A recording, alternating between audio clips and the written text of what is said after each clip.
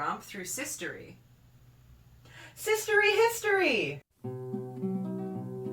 There was two sisters lived in the west, by Neely and by Nolly. Was two sisters lived in the west, down where the waters is a-rollin'. We have made some lovely tea on this fall day.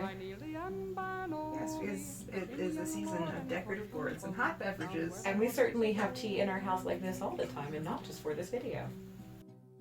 To the youngest he gave her his heart and hand, by Neely and by Nolly. To the eldest he gave her a gay gold ring, down where the waters is a-rollin'. So Halloween's an interesting holiday because it is a combination of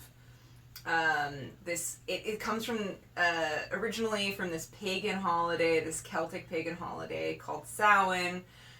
It's been heavily influenced by things like Bonfire Night or the 5th of November Guy Fawkes Day. It's been influenced by All Hallows Eve, of course, naturally.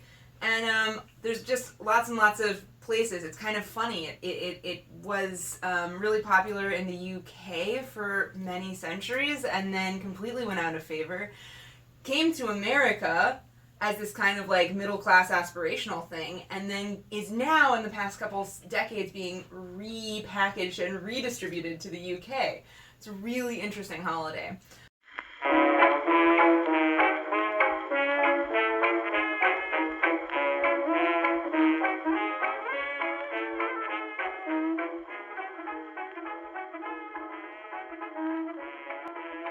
Alright, so let's start with the Celtic holiday of Samhain.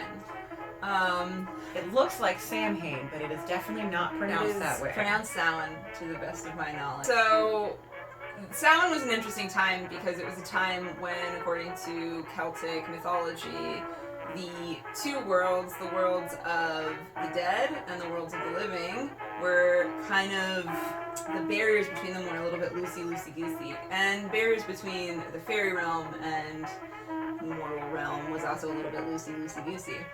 And so there's a few things that we picked up from Samhain in celebrating Halloween.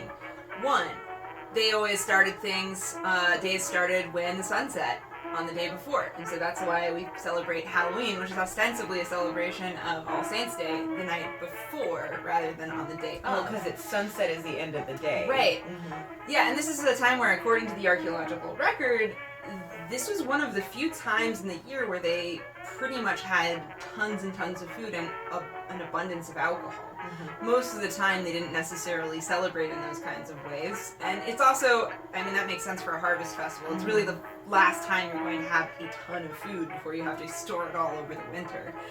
And so the eating and the drinking and the kind of revelry is associated with that. And then, interestingly enough, Samhain was also a day where you paid all of your taxes, which I guess makes sense if most of your taxes are in the form of, 6 monthly. Mm-hmm. Right, or also in the form of, agricultural goods. Mm-hmm. It makes sense to pay them when you have them. And so it was also a day where people would come in and kind of pay their taxes, pay all their debts, and then go and revel and get drunk.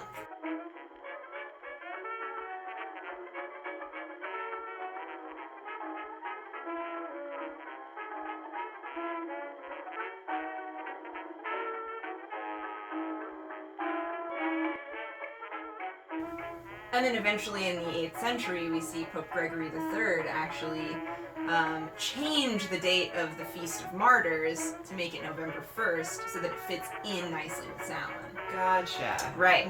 So, if you can't beat them, join them, I guess. You can't beat them, join them. You can't join them, beat them. So, it started off as being kind of a happier, more celebratory occasion. It didn't start getting this kind of veneer of spooky weirdness until the Black Death and the Black Plague, and then within a century or so after, once they started doing witch persecutions, this whole connection between Halloween and witches was actively encouraged by King Henry and by Elizabeth I because they considered All Hallows Eve to be a papal holiday. And eventually, actually, Parliament also made it illegal for any fall holiday aside from Guy Fawkes Day to be celebrated, because Guy Fawkes was A traitor. and also Catholic. And so they thought of these things as being explicitly anti-Catholic rules, and so that's why Guy Fawkes Day is the main fall holiday in Britain now, and why Halloween isn't really celebrated in the UK that much. At least until recently. At least until the last couple of decades. So it gets even kind of weirder. How did it then end up in America? It is essentially a British holiday. Well, the potato famine brought a lot of Irish immigrants to the United States, and this is also happening during the Victorian era, so a time when the middle class was kind of becoming more prominent in both Britain and in the United States. And so a lot of the people who moved from places like Ireland and Scotland were also becoming middle class at this point.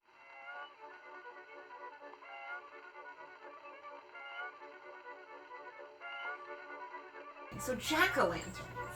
Jack-o'-lanterns. How did we Weird start things. doing jack-o'-lanterns? Well, a couple of things. Due to some shenanigans related to the calendar, switching over from the Julian calendar to the Gregorian calendar, people were pretty resistant to it in the UK.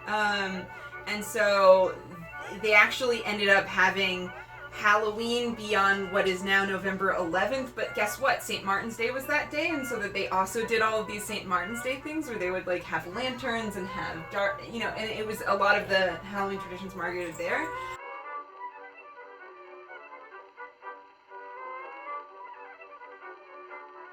Yeah, so there's this legend, and the origins are a little bit unclear, but it seems like it's an Irish legend. And it's about a person named Jack. And he ended up tricking the devil into not collecting his soul when he died. But that meant that heaven didn't want him, hell couldn't have him, so he just wandered around aimlessly. And That's the dream. devil and the devil apparently gave him a coal, like a burning coal. And just for fun? Like, why do you give him a coal? You know what, Anne? I haven't really... And stories there often aren't reasons for things, but This I'd like is to true. know why. There's more questions I'm sure you'll have, because he couldn't carry the coal. Obviously. But what he could do was he had a turnip that I guess was hollow, and he stuck the coal inside the turnip, and then he carried the turnip around like a little lantern, and so you can still see the like turnip lantern that Jack made. The must-have historical accessory, a turnip lantern. Right. And then, remember how I was talking about how this became like a Victorian, fashionable, middle-class, like aspirational holiday? Yeah, there are some actual magazines that some of the first printed examples or printed descriptions of jack-o'-lanterns, specifically using that word, come from this era. And in one of them, they recommended using a variety of vegetables, including things like turnips, pumpkins, and cucumbers. Now, of course, the pumpkin is a quintessential American vegetable, right? It's a New World crop, and it's also already hollow. You don't have to do nearly as much work to scoop it out.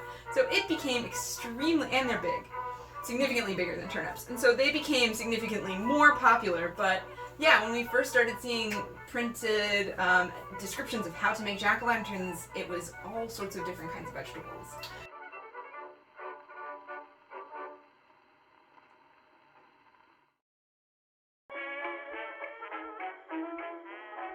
Historically accurate Halloween jack-o'-lantern. Yeah, and then like let's 2 minutes in. weird. Weird single foot, weird eyes, and cat girl.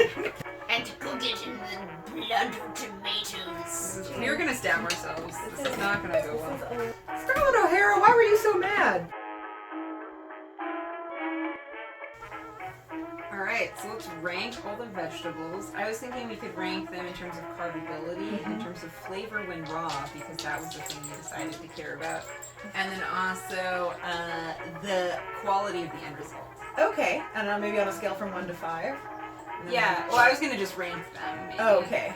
Yeah, I mean, we could do that. No, that's way more complicated. Just leave it there.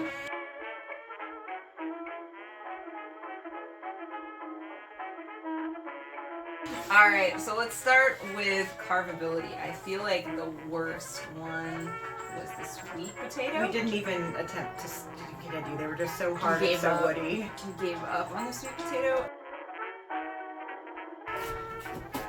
I'm gonna carve a sweet potato like you do.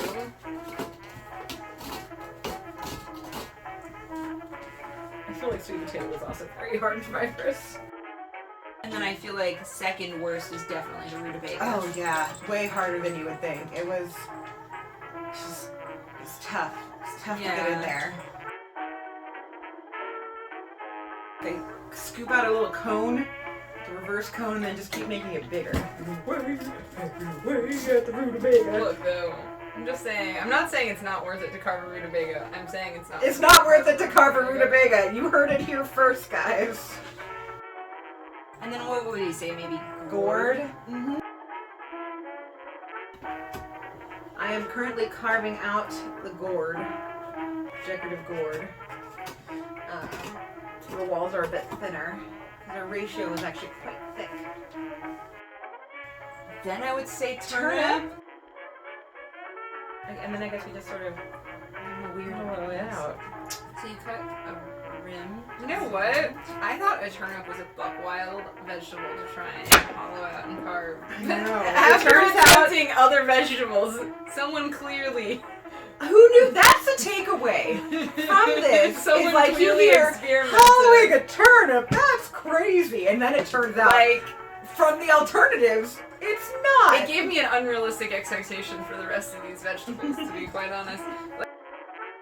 Then summer squash. The summer squash is just so soft, man. It is extremely soft and incredibly easy to deal with. You could hollow it out with a melon baller. It is a weird shape, but it was incredibly easy to carve. Yeah, I would say that checks out. So This is more on Jean's level. This is great. Can recommend carving out a summer squash.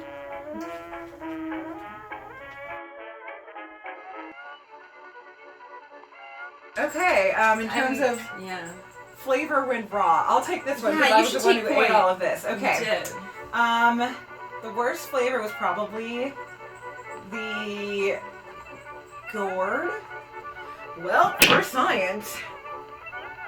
Oh yeah, you committed. To Oh, no, yep, no, that's terrible. Blah.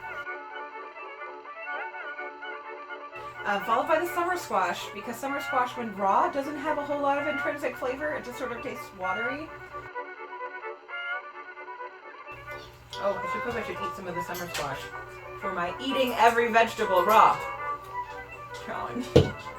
Tastes like summer squash. Then I would say sweet potato. Still better when cooked. Let me try the... Not too bad. And then I would say rutabaga. It was alright. It was okay. Yes. Oh! That's delicious. It's because rutabagas are freaking delicious. Wow. Turnip surprisingly delicious when raw. I would definitely like cut that thin, slice it, and put in some salads. Yeah. Don't eat it raw. Man, does it taste like a radish? I've never had that. It tastes more or less like a slightly sweeter radish. I think the thing that we've learned today is that people sleep on turnips. Yeah, don't sleep on Don't turnips. sleep on turnips. They're easy to carve, and they taste okay.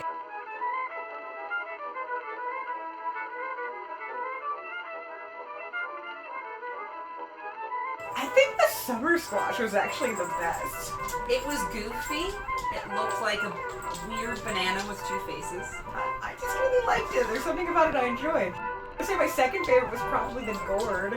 Just because it had those weird crenellations that made an interesting face.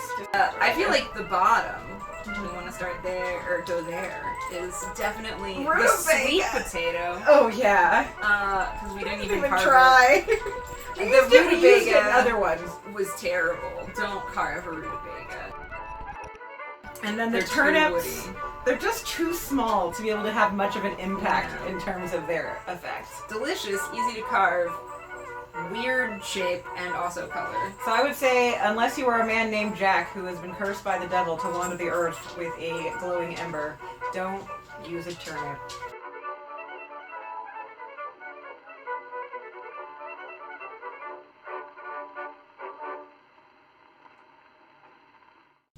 Alright, we're two sisters. What sisters? Sistery history. And thanks so much for watching. If you liked this and you'd like to see more, feel free to like and subscribe. And, you know, in the comments, tell us your favorite root vegetable to carve. You can't pick your family, And you can't pick your history. but you can pick what YouTube shows to watch. So thank you for watching, and we'll see you later. Bye! By neatly and by lowly, to the eldest he gave her a gay gold ring, down where the waters is a rollin'. As these two sisters was crossing a bridge, by neatly